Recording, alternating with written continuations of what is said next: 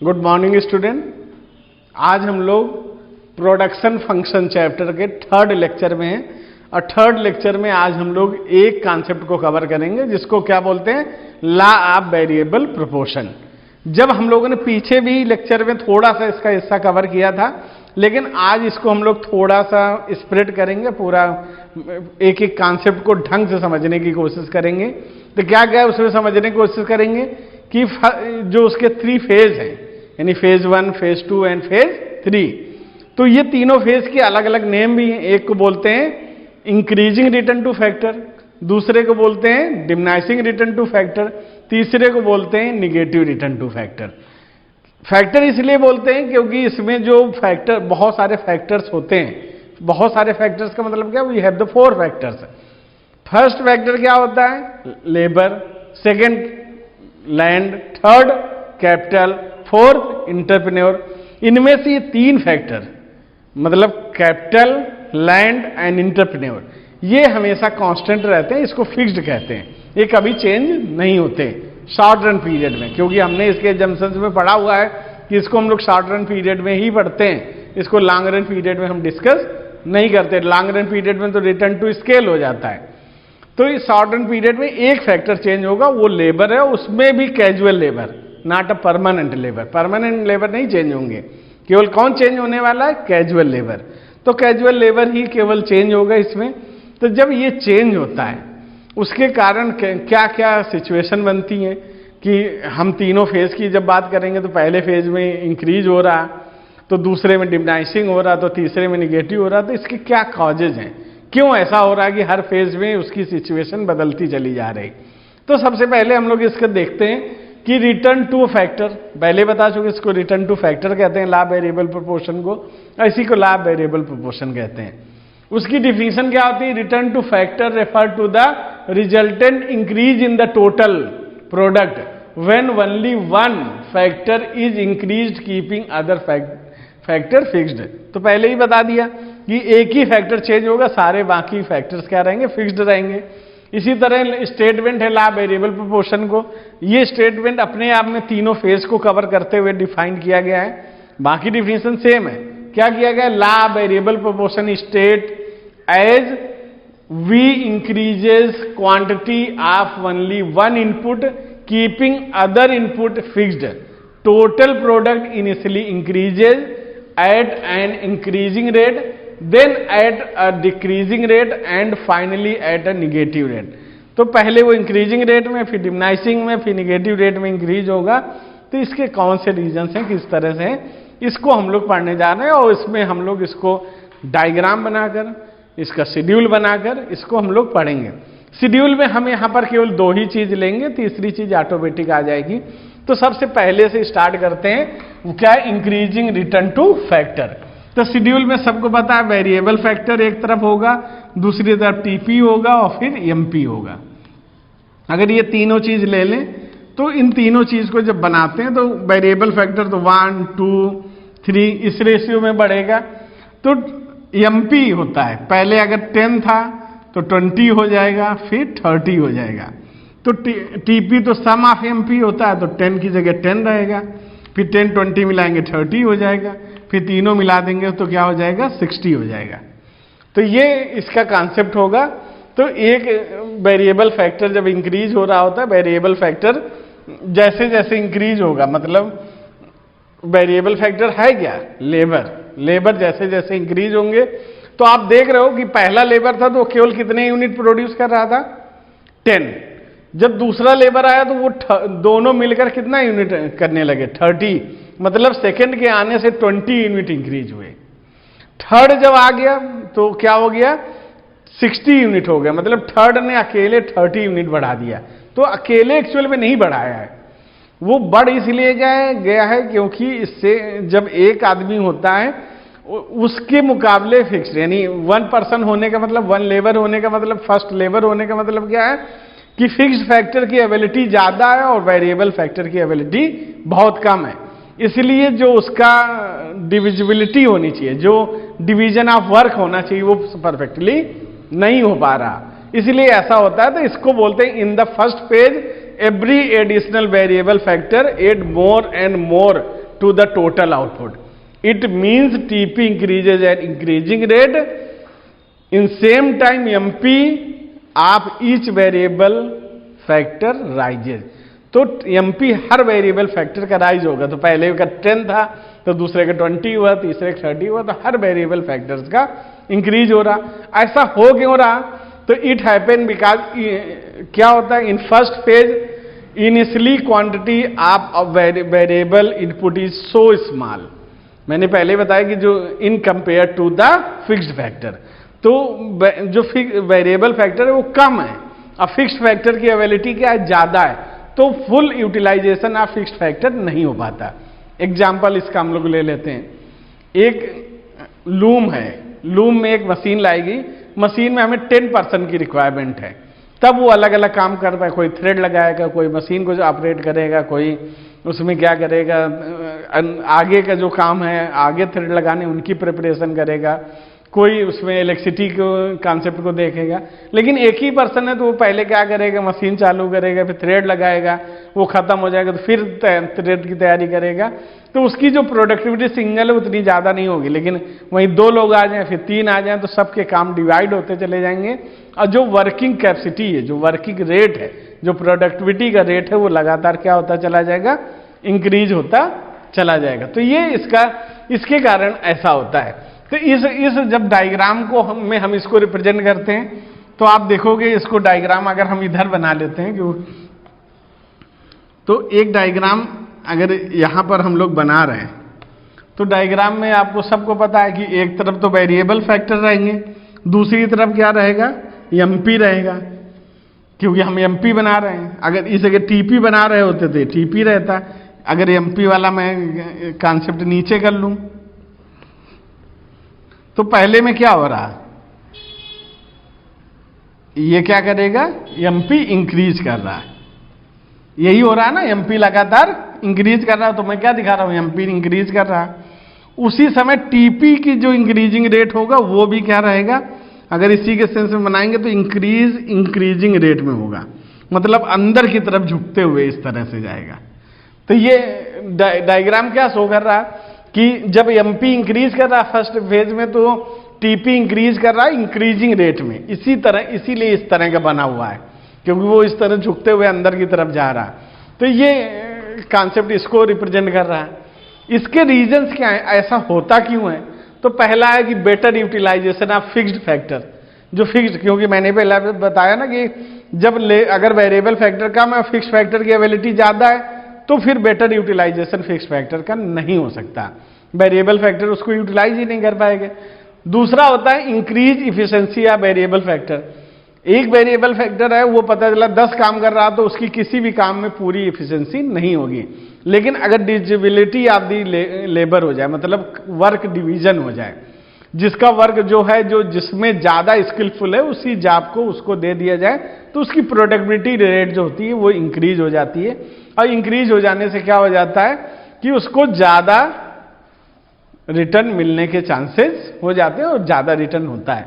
ऐसे individuality of fixed factor, तो individuality हो जाती है फिक्स्ड फैक्टर कि हर फिक्स्ड फैक्टर उसी वेरिएबल के साथ में कनेक्ट हो जाता है जो वेरिएबल उसको करना जानता है, जिससे रिलेटेड उसकी स्किल है. इसीलिए प्रोडक्टिविटी बढ़ जाती है. तो these are the reasons, 3 reasons हैं जिसके कारण इंक्रीजिंग रिटर्न टू फैक्टर हमें मिलता है. दूसरा जो फेज है, दूसरे फेज में हम आते हैं जिसको डिमिनिशिंग रिटर्न टू फैक्टर कहते हैं. तो डिमिनिशिंग रिटर्न टू फैक्टर क्या होता है, वर्ड से ही लग रहा इसके कि ये क्या होता है, इंक्रीज करता है. तो यहां पहले हम टेबल बनाते हैं, फिर इसके बाद इसको डिस्क्राइब करते हैं. टीपी हो गया और फिर इसके बाद एमपी हो गया. फिर यहां पर ले लेते हैं, यहां 1 2 3 लिया था, तो आगे हम 4 5 6 ले लेते हैं. तो यहां पर क्या होगा, 30 तक हम लोग इंक्रीज हो गए थे एमपी. तो 30 के बाद यहां 20 हो गया, 10 हो गया, 5 हो गया. कि यहां पर ये अब क्या हो रहा है, एमपी उसके वहां पर क्या हो रहा था, एमपी लगातार बढ़ रहा था, यहां एमपी लगातार क्या हो रहा है, डिक्रीज हो रहा है. तो टीपी क्या हो जाएगा, यहां पर टीपी 60 तक आया था, 60 और 20 कितना हो गया, 60 और 20 80 हो गया. फिर 10 जुड़े तो 90 हो गया, 5 प्लस किया तो 95 हो गया। तो देखो ये भी इंक्रीज हो रहा, पहली बार 10 इंक्रीज हुआ, दोबारा कितना इंक्रीज हुआ 5, तो इंक्रीज कर रहा, लेकिन किस रेट में इंक्रीज कर रहा? डिमिनाइजिंग रेट में, कि इंक्रीज तो कर रहा लेकिन डिक्रीज होते हुए इंक्रीज कर रहा। इट्स मीन क्या होगा? When TP increases in diminishing rate, MP increases in decreasing rate. तो एमपी किस रेट में इंक्रीज कर रहा? डिक्रीजिंग रेट में। तो उसी को हमने इसमें रिप्रेजेंट किया है। फिर इसको हम लोग टेबल के रूप में फिर से देख लेते हैं। यहां पर वेरिएबल फैक्टर होगा एक्स एक्सिस में, वाई एक्सिस में क्या होगा? एमपी एंड, तो टीपी लेते हैं। यहां पर एमपी वाला फिर से अलग बनाते हैं हम लोग एक बार। यहां पर वेरिएबल फैक्टर है और ये क्या है? एमपी है। तो एमपी यहां पर किस तरह से आएगा? इस तरह से डिक्रीज होते हुए, ये एमपी होगा। तो टीपी क्या करेगा? अगर यहां तक हमने इसको ले लिया था, ये इंक्रीजिंग रेट वाला था, तो इस जगह पर वो इंक्रीज करेगा, लेकिन किस रेट में लगभग इंक्रीज करेगा? डिक्रीजिंग, ऐसे घूमते हुए नीचे को आ रहा। यहां पर घूमते हुए ऐसे आ रहा था, यस शेप बना रहा है। यहां पर वो इंक्रीज होते हुए आया था, तो यहां पर इंक्रीज हो रहा है लेकिन डिमिनाइज होते हुए आ रहा। तो ऐसा क्यों होता है? ये सेकेंड फेज इस तरह क्यों क्रिएट हो रहा है? तो उसका क्रिएट होने के पहले ही मैंने ये रीजन बताया। In the second phase every additional variable factor add lesser and lesser amount of output, कम से कम अमाउंट ऑफ आउटपुट को वो क्या करता है? ऐड कर पाता है। उसका रीजन क्या होता है? क्योंकि सेकेंड फेज तो इसी तरह ये रिप्रेजेंट होता है। उसका रीजन सबसे होता है ऑप्टिमम कॉम्बिनेशन ऑफ फैक्टर, क्योंकि यहां तक जो फैक्टर फिक्स्ड और वेरिएबल फैक्टर का जो कॉम्बिनेशन था वो ऑप्टिमम मतलब मैक्सिमम तक पहुंच गया है। अब वहां से ज्यादा वो ग्रो करने के चांसेस उसके कम है। दूसरा है इम्परफेक्ट सब्स्टिट्यूट, क्योंकि एक पहुंचने के बाद क्या करता है कोई भी फर्म ऐसे पर्सन को, क्योंकि इंडिविजुअलिटी वाला काम खत्म हो चुका होता है, क्योंकि जिस सेक्टर में जितने लोग हैं ऑलमोस्ट उतने हैं, बहुत माइन्यूट से कम है, यहां पर थोड़े थोड़े लोग कम है। तो उन थोड़े लोग को कम करने के लिए, क्योंकि उनकी एक स्कूल के कॉन्सेप्ट में ले लें कि अगर किसी सब्जेक्ट का केवल एक क्लास के लिए टीचर कम है, यानी एक पीरियड के लिए टीचर कम है, तो स्कूल ऐसे टीचर्स को भर्ती करेगा जो मल्टीपर्पज हो, कि वो सब्जेक्ट पढ़ा ही लें, उसके अलावा और भी काम वो कर लें। ऐसे फॉर्म भी करते हैं कि वो काम हो जाए, उसके साथ साथ अदर काम भी वो करे। तो वो जो पर्सन आता है रियल एक्चुअल परफेक्ट सब्स्टिट्यूट नहीं होता, वो इम्परफेक्ट सब्स्टिट्यूट की कैटेगरी का पार्ट होता है। इसीलिए ये होता है कि जैसे जैसे हम वो बढ़ाते जाते हैं वेरिएबल फैक्टर, तो मार्जिनल प्रोडक्ट इंक्रीज होता है, डिक्रीज होना शुरू हो जाता है, और टीपी इंक्रीज होता है, लेकिन किस रेट में हो जाता है? डिमिनाइजिंग रेट से। फिर हम लोग इसके थर्ड फेज में आते हैं। थर्ड फेज को बोलते हैं निगेटिव रिटर्न टू फैक्टर। ये इसके बाद अगर हम यहाँ फिर ले लें, वेरिएबल फैक्टर ले लें, टीपी ले लें और एमपी ले लें, तो इसमें मैं ये टीपी एमपी तो बार बार उसके साथ में ये भी बताने की कोशिश कर रहा हूँ कि टीपी एक्चुअल में कैसे क्रिएट होता है। तो यहाँ 6 तक 7 ले लेता हूँ, 8 9।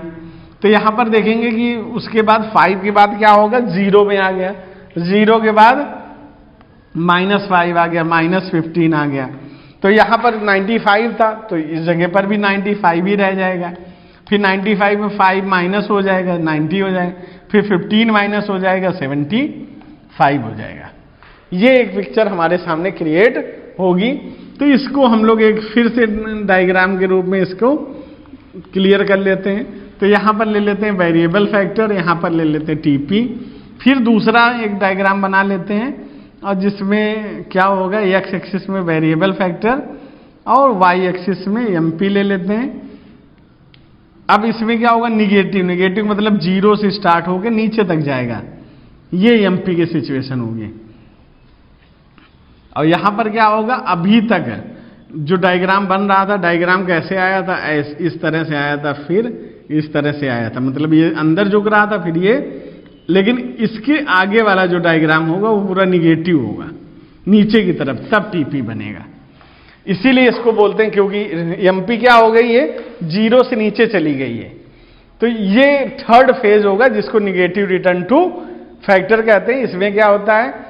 When MP negative TP start falls, TP क्या शुरू कर देती है, फॉल होना शुरू हो जाती है।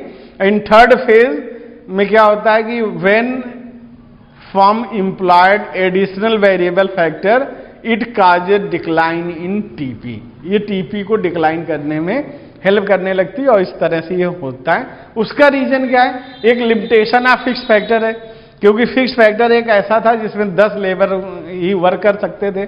अब 10 से ज्यादा जब लेबर आ गए तो वो लेबर के लिए दूसरा कोई काम ही नहीं बचा। अब वो क्या कर सकते हैं, वही काम ले सकते हैं जो एक्चुअल में पहले वाले फेज के लोग कर रहे थे।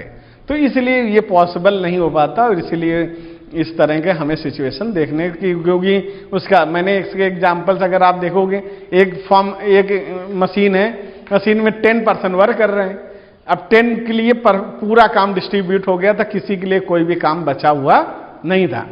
अब 11% आएगा, उनमें उसके लिए उसमें कोई काम नहीं है, तो वो क्या करेगा, जब वो काम वर्क कम करेगा तो दूसरे जो उसमें कर रहे हैं वो भी उसको देख देख के उनकी प्रोडक्टिविटी भी डिक्रीज होना शुरू हो जाएगी और इससे निगेटिव रिटर्न हमें मिलना शुरू हो जाएगा।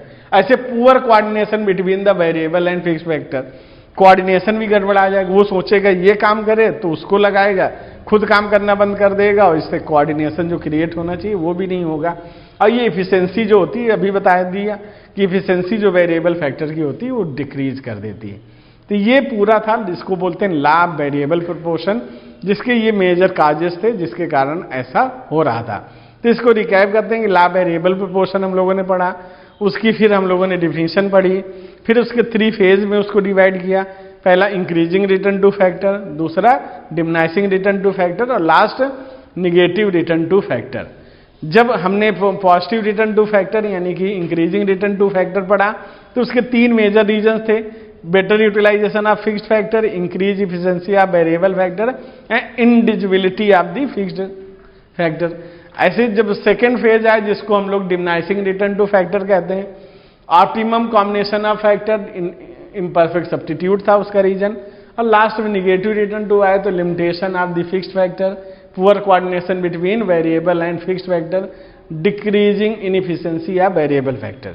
तो ये हम लोगों ने इसको पढ़ा और यही इसका कॉन्सेप्ट था, इस तरह से हमने इसको देखा। तो ये था, उसमें शेड्यूल और डायग्राम आपको सभी दिखाई दे रहे होंगे, इस तरह बनेंगे। तो ये था law of variable proportion. Okay, thank you.